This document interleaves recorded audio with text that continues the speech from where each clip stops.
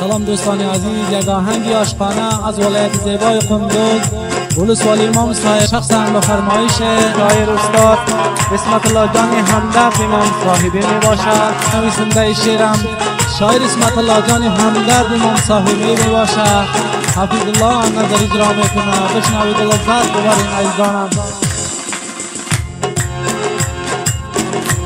چشم سیاه را وا میکنه گل، مجنون و شیدا میکنه ای گل. چشم سیاه را وا میکنه گل، مجنون و شیدا میکنه ای گل، مجنون و شیدا میکنه ای گل. آهنگ‌های حفیظ الله نظری را شاعر اسمت الله جان همدرد تقدیم میکنه.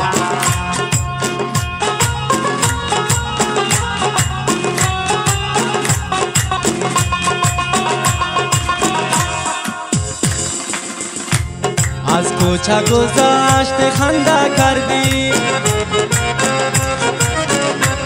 با خال سبز خود بنده کردی.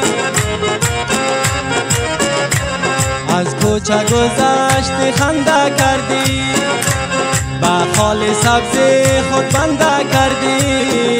چطور کنم دل باختم با تو، ناز کرده گلم عاشقت کردی.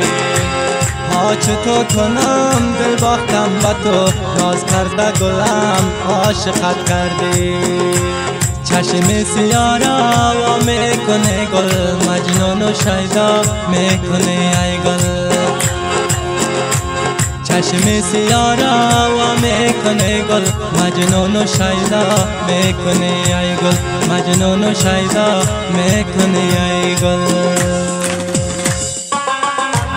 شماره واتساپ شاعر اسمت الله جان همدرد 2098 91 751 48 442. شاعر اسمت الله جان همدرد همیشه و همیشه در خدمت شما. فراموش نکنین دوستان نازم. دو چشمان تو همچو ستاره، دل عاشق ز دستت پاره پاره.